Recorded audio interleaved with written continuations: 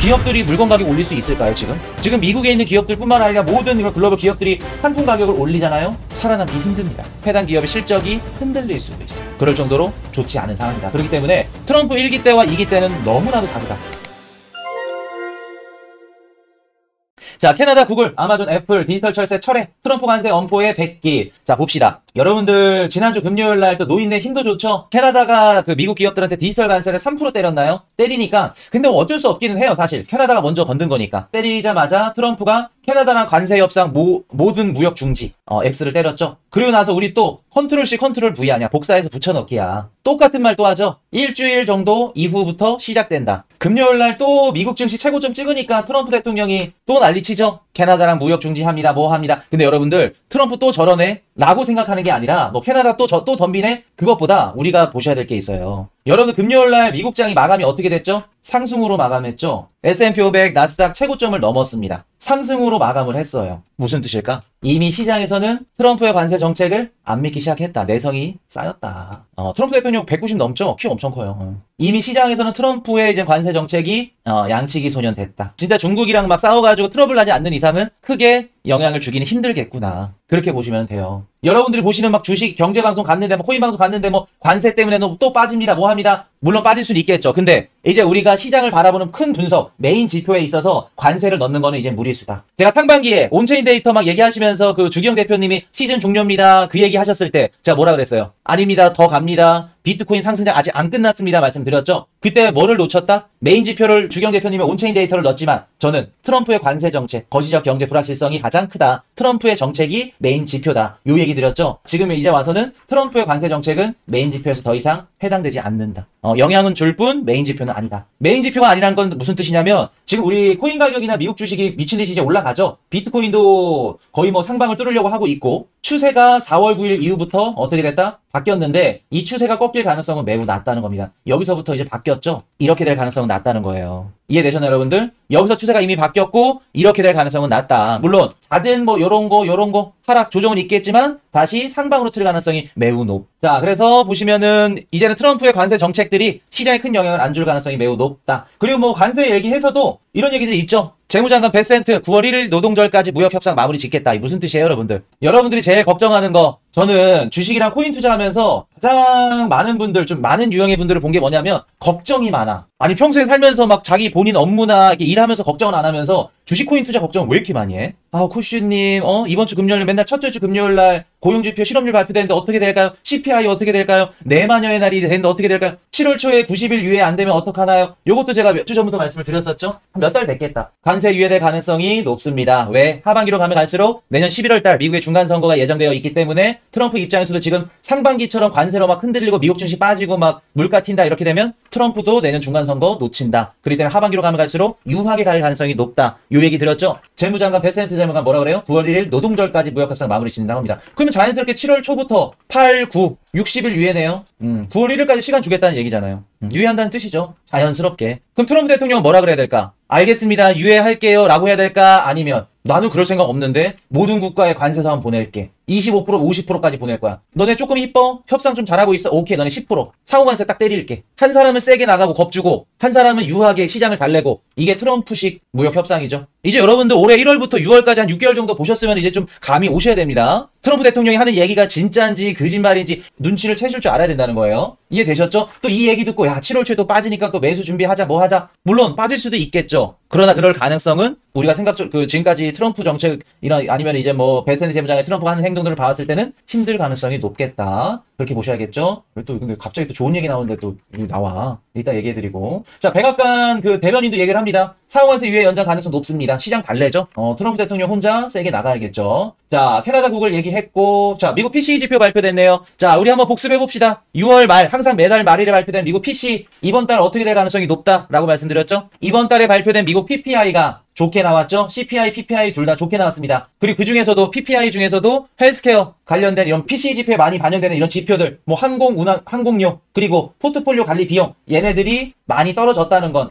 근원 PCE도 낮게 나올 가능성이 높겠구나. 월가 예상치대로 그대로 잘 나왔죠? 2.3%. 걱정 안 하셔도 된다. PCE 지표, 물가 지표 순항적으로 잘 나오고 있고, 7월 초 중순에 발표되는 미국 물가 지표만 잘 나오면 7월 31일 FOMC 회의에서 어떻게 한다 연준은 금리 인하 얘기를 꺼낼 수밖에 없다. 꺼낼 수밖에 없다. 금리 인하 얘기를. 7월 달에 금리 인하를 하지 않더라도 꺼낼 수밖에 없다. 라는 말씀 드립니다. 그래서 근원PC 괜찮게 나왔어요. 나쁘지 않았습니다. 그래서 미국의 물가는 전체적으로 괜찮게. 주거비도 둔화됐고요. 근원 상품 물가가 전월 대비 살짝 올라가기는 했는데 뭐 올라갈 수 있죠. 관세 협상 때문에 올라갈 수 있고 요 정도는 뭐 크게 개의치 않습니다. 근데 조금 불편했던 부분은 뭐냐면 개인 소비가 좀 빠졌어요. 마이너스 0.1%. 개인 소비가 마이너스 0.1% 좀 빠졌다. 소비가 조금 빠졌다는 건 트럼프 관세 인상 정책이 무조건 물가 상승만 영향을 주진 않는구나. 소비 감소로 이어질 수 있겠구나. 소비가 감소되고 노동시장이 둔화되고 물가가 빠져. 그럼 연준은 뭐를 해야 된다? 금리를 내려야겠죠. 그래서 7월 31일 금리 인하 시그널. 자, 나이키 시장 기대 넘은 실적 주가 급등 HSBC 매수 추천. 자, 이번에 나이키가 실적 발표를 했는데 요거 좀 중요해요. 일단은 긍정적으로 실적 발표를 했거든요. 뭐라고 얘기를 하냐면 신발을 보통 중국한테 이제 수입을 하는데 중국 수입망을 좀 다변화해서 뭐 인도네시아나 뭐 베트남이나 다른 좀 수입망을 좀 샀겠다. 이런 얘기를 합니다. 그리고 공급망 조정 이후에는 유통사들과 협력을 하겠다. 자, 유통사들과 뭐를 협력한다는 걸까? 유통사들과 뭐를 협력한다? 관세로 인한 상품 가격 전가, 물가 상승하는 거 같이 나누겠다는 얘기죠. 실제로 무슨 얘기하냐면은 가을쯤에 가격 상승 있을 수 있다. 가을쯤에 이런 얘기를 하죠. 유통업체들과 중국이 지금 관세율이 아마 35%인가요? 요거 두드려 맞았으니까 당연히 나이키 입장에서 비싸게 수입을 할 수밖에 없겠죠. 근데 이거를 지금 당장 얘네들이 상품 가격을 전가시키는 게 아니라 소비자들한테 전가하는 게 아니라 누구랑 나눠서 분담하겠다? 일단은 유통사들 얘네들과 같이 조정을 하겠다. 협력을 하겠다. 그러니까 관세 부담을 나누겠다. 그리고 가을부터 어떻게 하겠다? 미국에서 가격 인상을 한다고 합니다. 자, 그럼 봅시다, 여러분들. 나이키 기업이 한 개의 기업 입장에서만 생각했을 때 가을 정도에 미국에서 가격 인상을 한대. 그러면 가을 전까지는 나이키가 소비자들한테 상품 가격 상승하는 전가할 가능성이 높다, 낮다? 낮다. 최소한 가을까지는 나이키에서 판매하는 상품 가격들이 상승하지는 않겠다라는 걸 알 수 있겠죠. 이해되셨나요, 여러분들? 그러면 우리가 한 가지 알 수 있죠. 제가 예전에 멤버십 방송에서 한번 다뤄드렸었는데 미리 제가 6월달, 7월달은 지켜봐야겠지만 많은 분들이 트럼프가 관세 올리면은 트럼프 1기 때 막 물가가 미친 듯이 올랐고 인플레이션도 올라가는 거 아닌가요? 막 걱정들 하셨죠. 근데 제가 연준에서 나온 보고서 하나 갖고 오면서 뭐라고 말씀드렸죠? 관세 인상 때문에 단기적으로는 일시적 그 물가 상승이 있을 수 있겠지만 아니다. 물가는 크게 올라가지 않을 거다. 기억나세요, 여러분들? 한두 달 전에 배웠던 거? 제가 무슨 근거로 말씀을 드렸죠? 자, 여러분들 봅시다. 2018년도로 가볼게요. 2018년도 트럼프 1기 때랑 2025년도 트럼프 2기 때랑 관세 정책을 똑같이 썼어요. 근데 1기 때랑 2기 때 차이점이 뭐냐면 1기 때 같은 경우에는 트럼프가 관세를 올리니까 기업들이 너도 나도 할 거 없이 막 상품 가격을 미친 듯이 올려. 야, 기회다. 트럼프 대통령이 관세 올렸네. 올려도 이거 어쩔 수 없잖아. 트럼프 변명하면서 올려야겠다. 왜 그랬죠? 18년도? 우리가 2000년도 초반부터 2018년도, 2020년도까지 패러다임이 뭐였냐면 자유무역주의였어요. 그때는 뭐가 있었냐면은 저렴한 공장에서 저렴한 인건비를 통해 상품을 만들어서 제일 저렴한 기업들이 수출을 잘하는 그런 기업들이 살아남는 그런 시대가 자유무역주의였어요. 2002년도 그 WTO 중국이 가입하고 난 이후부터 2020년도까지. 근데 팬데믹 이후부터는 아예 바뀌어버렸어. 자유무역주의가 분열주의, 블록경제화로 바꿔버렸죠. 자, 그럼 볼게요, 여러분들. 2018년도에는 기업들이 트럼프가 관세 올리기 전까지는 실제로 물건 가격을 쉽사리 못 올립니다. 왜? 가격이 경쟁력이니까. 근데 그동안 물건 가격을 못 올려왔는데 트럼프 대통령이 관세를 올리겠대.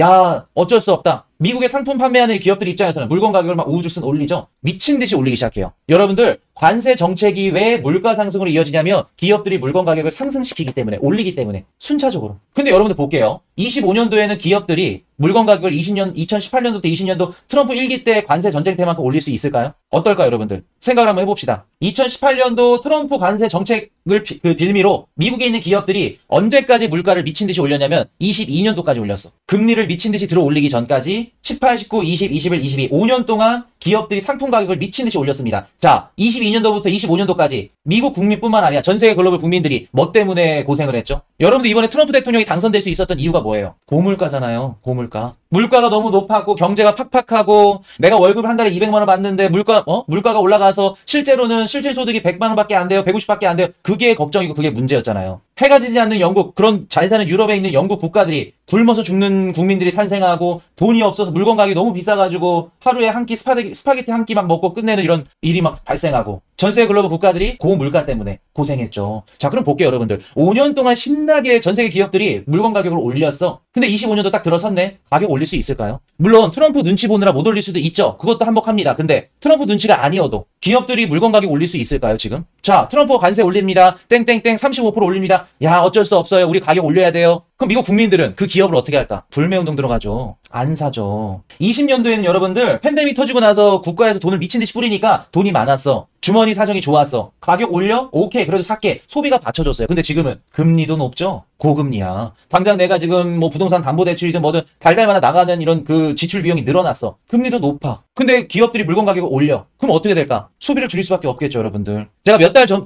올해 상반기에 많은 분들이 트럼프 관세 인상 하면은 물가 오릅니다. 스태그플레이션 갑니다. 뭐 물가는 오르면서 뭐 소비는 감소되고 막 이런 얘기도 했었죠. 인플레이션 상승한다고. 그때 제가 뭐라고 말씀드렸어요? 아닙니다. 트럼프 관세 정책이 오히려 소비 감소로 인해서 경기 침체 가능성이 더 높을 수도 있습니다. 요 얘기 드렸었죠. 요게 지금 나오고 있는 겁니다, 여러분들. 지금 미국에 있는 기업들뿐만 아니라 모든 이런 글로벌 기업들이 상품 가격을 올리잖아요. 그럼 그 해당 기업은 매출이 어떻게 된다? 더 떨어져요. 살아남기 힘듭니다. 여러분들 기업들이 아무리 뭐 관세 때문에 상품 가격 올리고 그 유통 가격이 올라가서 어쩔 수 없습니다. 이런 얘기를 하더라도 지네들도 생각을 해요. 내가 예를 들어서 뭐 A라는 상품을 파는데 $100에 팔고 있어. 근데 트럼프 때문에 공급망 이런 그 떼오는 가격들이 너무 비싸져가지고 120불에 사야 돼. 팔아야 돼. 근데 120불에 지금 팔면 시장에 있는 소비자들이 살지 안 살지 이런 것들을 다 데이터를 검증을 하고 계산을 때려서 상품 가격을 올려요. 무조건 가격을 올리는 게 아니라. 이해되셨나요? 근데 얘네들이 지금 다양한 기업들이 계산을 때려봤을 때 상품 가격을 올리는 게 합당하다 안 합당하다? 지금 시장에서 받쳐줄 수 있는 수요가 된다 안 된다? 오히려 지금 상품 가격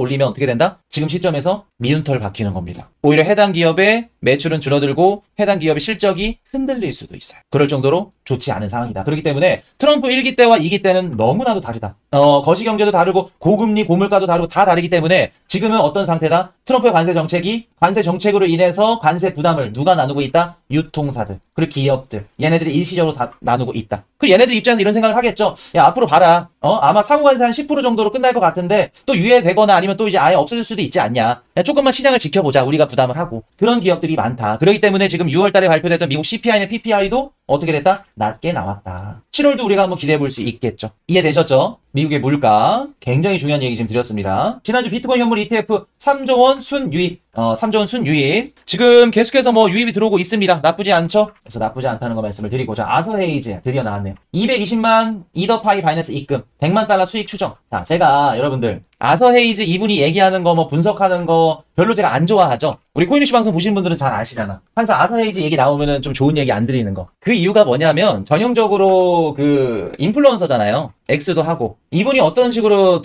자산을 좀 불려왔냐면은 엑스에다가 해당 코인을 막 샤라웃해 추천을 해 좋습니다 막 방송 매체 가지고 저도 샀습니다 얘기하고 가격 올라가면 그때 팔아 그때 팔아. 그리고 예전에 한번 알트코인 뭐 자기가 추천을 했나 하여튼 그런 코인 얘기를 나왔는데 가격이 많이 안 올라갔나 봐요. 거기다가 이제 뭐라고 얘기를 하냐면 아직 그 뭐 김치들이 안 들어왔잖아. 코리아 투자자들 한국 투자들이 안 들어왔잖아. 그 무슨 뜻이에요? 설거지하는 투자들이 아직 안 들어왔잖아. 우리 한국 국내으로서 상장 안 됐잖아. 그 얘기하고 싶은 거죠. 그러니까 거기서 저는 승질이 꼴배기가 싫은 거야. 그래서 제가 별로 안 좋아하는 겁니다. 그리고 그런 걸 다 떠나서 예전에 했었던 분석 이런 것들도 진짜 말 같지도 않으냐. 경제경 일자도 모르는 그냥 어디서 주워 들은 얘기 그냥 이렇게 짜집게 해가지고 얘기하는 거.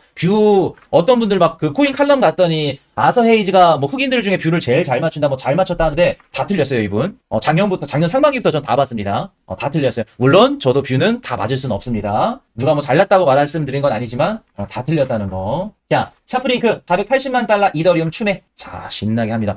저는 이더리움 가격이 많이 올라간다. 그러면 샤프링크 조금 눈여겨봐야 되지 않을까라는 생각을 해봅니다. 이더리움을 본격적으로 이렇게 전략자산을 추매하는 기업들은 얘네밖에 없죠. 저는 얘네들 사업기회 괜찮다고 봐요. 뭣도 없는데 이더리움을 이렇게 1순위로 모은다? 어떻게 보면 비트코인 시장의 제2의 스트래티지죠. 저는 좋다고 봅니다. 그래서 이더리움 가격만 받쳐준다 그러면 얘네 주의 깊게 보셔야 된다는 거. 자, 비트코인 10만 8천 달러 돌파는 가짜 반등, 거래량 수급 동반 안 돼. 이런 분석이 나왔는데 뭐 그럴 수도 있을 것 같아요. 지금 전체적으로 비트코인도 그렇고 우리 암호화폐 시장에 거래량이 없습니다. 거래량이 좀 없어요. 그래서 가짜 돌파다. 충분히 요거는 설득력 있다. 아직 우리가 비트코인이나 알트코인 시장에 가려면 아직 시간이 조금 더 필요하다라는 말씀. 자, 비트코인 ETF 플로우 테이블 봅시다. 뭐 2억 불, 5억 불 계속 들어옵니다, 여러분들. 유출 없이 잘 들어와요. 걱정 안 하셔도 된다. 여러분들은 참 답답한 생각을 갖고 있죠. 코인이슈님 맨날 뭐 유동성이나 온체인 데이터는 좋다고 그러는데 유동성은 들어오는데 왜 코인 가격은 안 오르나요? 안 오를 수밖에 없죠. 이따가 말씀을 드릴게요. 지금 누가 사고 있는지, 그리고 누가 빠져나가는지 현저하게 보여주고 있잖아요. 당연히 안 오를 수밖에 없죠, 가격이. 자, 이더리움 이태그 플로어 테이블. 자, 보시면은 뭐 유입 들어왔네요. 크게 의미 없습니다, 아직도. 이더리움은 크게 의미 없다는 거. 자, 일정 한번 짚어드릴게요. 자, 유로존 소비자 물가지수 7월 1일 날 발표되고, 실업률 3일 날 중요합니다. 비노고용 지수. 자, 원래 이거는 그냥 팁으로 알고 계시면 좋습니다. 꿀팁. 매달 첫째 주 금요일 날 미국의 실업률이랑 비농업고용 지수가 발표가 돼요. 매달 첫째 주 금요일 날. 근데 7월 4일 날 뭐죠? 여러분들? 이번 주 금요일 7월 4일 날 미국의 독립기념일이죠. 휴장입니다. 그렇기 때문에 실업률이나 고용 지표가 3일 날 발표가 된다. 그리고 금요일 날 휴장, 그리고 4일 날 무슨 얘기를 했는지 그게 시장에 반영이 돼서 월요일 날 미국장 열릴 때 기대가 되죠. 그렇게 보시면 됩니다. 실업률 보셔야 돼요. 이번 주 목요일 날 중요합니다. 실업률 비농업고용 지수 요거 보셔야 되고, 여기서 뭐 예상치대로 4.3 나오면 오케이, 좋다. 소폭 둔화 좋다. 고용 지표도 소폭 둔화 좋다. 너무 크게 흔들리거나 막 너무 높지 않는 이상 괜찮다. 그렇게 보시면 됩니다. 신규 실업자 청구 건수 넘어가도 되고, 중국 PPI 그리고 CPI 15일 날 중요하죠. 미국 CPI 이거 중요합니다. 요거 잘 나와야지 7월 31일 날 금리 인하 가능성, 그리고 언급 기대감이 올라갈 겁니다. CPI 중요하게 보셔야 된다는 거. 그리고 PPI, 오늘 말씀드렸던 PC 잘 나오려면 PPI가 잘 나와야 돼요. 그리고 미국 소매 판매, 이건 보셔야겠다. 잘 나올지 안 나올지는. 일본 금리 결정 있습니다. 금리 인상 가능성은 있겠지만, 한번 그때 가서 한번 봅시다. 31일 날 연준 금리 결정, 금리 인하를 하지 않더라도 언급만 해줘도 좋다. 그렇게 보여지고, 자, 뭐 빠진 거 있나 한번 말씀을 드려볼게요. 자, 지난주 금요일 날 캐나다가 관세, 미국이랑 협상, 막 싸우고 했었는데, 그럼에도 불구하고 S&P 500이랑 나스닥이 최고점을 돌파했다는 건 더 이상 트럼프 관세 인상 정책이 시장에 큰 영향은 못 줄 거다. 그렇게 보시면 되고.